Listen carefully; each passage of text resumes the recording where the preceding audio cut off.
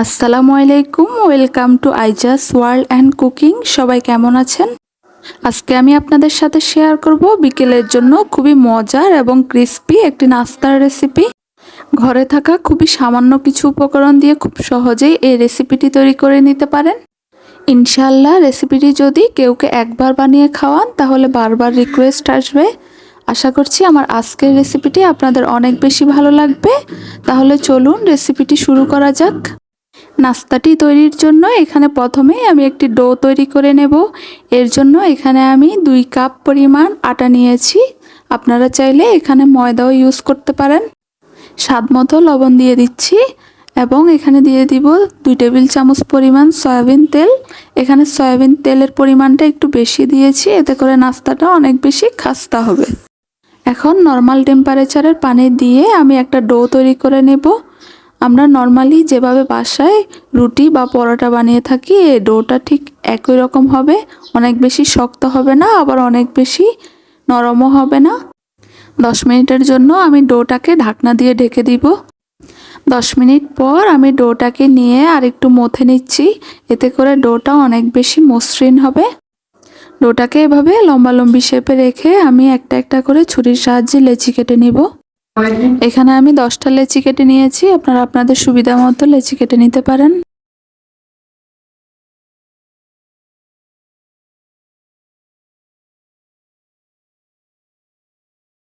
সবগুলো লেচি একই সাইজের করে কেটে নেওয়ার চেষ্টা করবেন। এখন এখান থেকে একটা লেচি নিয়ে আমি একটা রুটি বেলে নিব।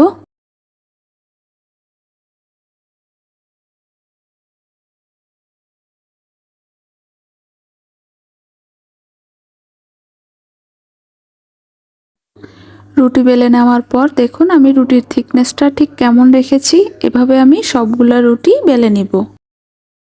এই তো এখানে আমি সবগুলা রুটি বেলে নিয়েছি। এখন আমি রুটিগুলো হালকা সেঁকে নিব। এর জন্য একটি ফ্রাই প্যান খুব ভালোভাবে গরম করে একটা রুটি দিয়ে দিয়েছি। এক পাশ কিছুটা হয়ে গেলে আমি অপর পাশ উল্টে দিচ্ছি। আমি একদম ভালোভাবে সেঁকবো না, হালকা সেঁকেই তুলে নিব।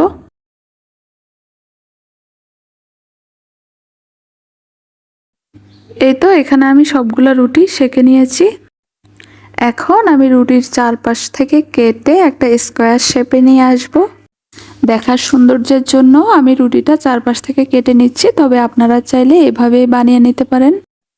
এভাবে কেটে নেওয়ার কারণে নাস্তাটির শেপ অনেক সুন্দর আসবে।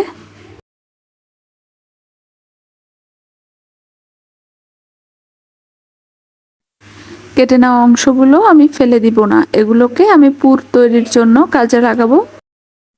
তবে আপনারা চাইলে এগুলো কেটে বাদ দিতে পারেন। এখন এগুলোকে আমি ভেজে নিব। এর জন্য একটি প্যানে তেল গরম করে আমি এগুলো সবগুলো দিয়ে দিচ্ছি এবং হালকা নেড়ে চেড়ে ব্রাউন কালার হওয়া পর্যন্ত ভেজে নিব। ব্রাউন কালার হয়ে গেলে আমি তেল ঝরিয়ে তুলে নিচ্ছি। এগুলো দিয়ে পুর তৈরি করলে পুরটা খেতে অনেক বেশি মজার হয়। এখন এগুলো ঠান্ডা হওয়ার জন্য একটি মিক্সিং বোলে রেখে দিব। কিছুটা ঠান্ডা হয়ে এলে আমি হাত দিয়ে মেখে গুঁড়ো করে নিব। পুর তৈরির জন্য এখানে একটি মিক্সিং বোলে আমি 2 কাপ পরিমাণ পেঁয়াজ নিয়েছি। পেঁয়াজের পরিমাণটা আমি এখানে একটু বেশি দিব। 2 টেবিল চামচ গাজর কুচি নিয়েছি এবং 3-4টে মরিচ কুচি করে নিয়েছি। এখন এখানে আদা বাটা এবং রসুন বাটা 1 টেবিল চামচ দিয়ে দিব। স্বাদ মতো লবণ দিব। 1 চা চামচ মরিচের গুঁড়া দিব। গরম মশলার গুঁড়া দিব 1/2 চা চামচ। টমেটো সস দিব 1 টেবিল চামচ।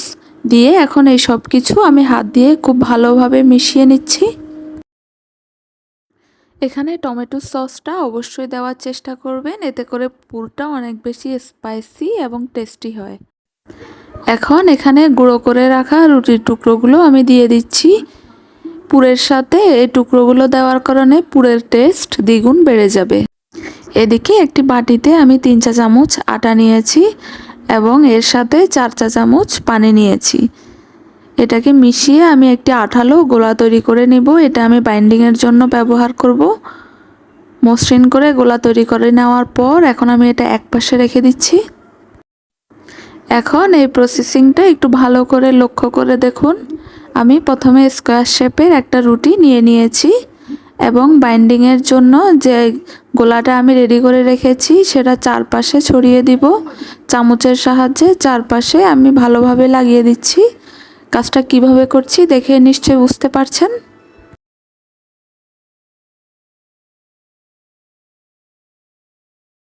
রুটির চারপাশে আটার গোলা ছড়িয়ে দেওয়ার পর এখন আমি এর মধ্যে পুর দিয়ে দিব।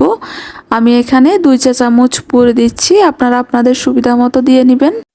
পুরগুলো আমি হাত দিয়ে লম্বালম্বি শেপে রেখে দিব এবং রুটিটি উল্টিয়ে আমি ফোল্ডিং করে নেব।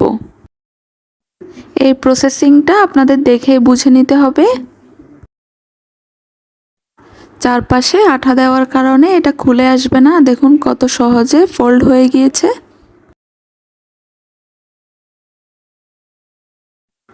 এই তো খুব সহজে আমি একটি নাস্তা ফোল্ড করে ফেললাম। এভাবে বাকি নাস্তাগুলো আমি ফোল্ড করে নিব। এই অবস্থায় আপনারা চাইলে এগুলো ফ্রোজেন করে রেখে দিতে পারেন। এখন এগুলো আমি ভাজতে চলে যাব। এর জন্য একটি প্যানে পর্যাপ্ত পরিমাণে তেল দিয়ে আমি খুব ভালোভাবে গরম করে নিয়েছি। এখন একে একে সবগুলো নাস্তা আমি এর মধ্যে দিয়ে দিচ্ছি। এই অবস্থায় চুলার হিট অবশ্যই মিডিয়ামে রাখতে হবে। এক পাশ হয়ে গেলে অপর পাশ উল্টে পাল্টে আমি গোল্ডেন কালার হওয়া পর্যন্ত ভেজে নিব। যখন সুন্দর গোল্ডেন কালার চলে আসবে তখন এগুলো আমি তেল ঝরিয়ে তুলে নিব। এগুলো ভাজতে আমার 6 থেকে 7 মিনিট সময় লেগেছে, তবে আপনাদের ক্ষেত্রে কম বেশি লাগতে পারে। এই তো সহজেই বানিয়ে ফেললাম বিকেলের জন্য খুবই খাস্তা এবং মুচমুচে একটি পারফেক্ট নাস্তার রেসিপি। রেসিপিটি ভালো লাগলে বাসায় ট্রাই করে দেখবেন। ভিডিওটি ভালো লেগে থাকলে একটা লাইক দিয়ে চ্যানেলটি সাবস্ক্রাইব করে নেবেন। সবাই অনেক বেশি ভালো থাকবেন। আল্লাহ হাফেজ।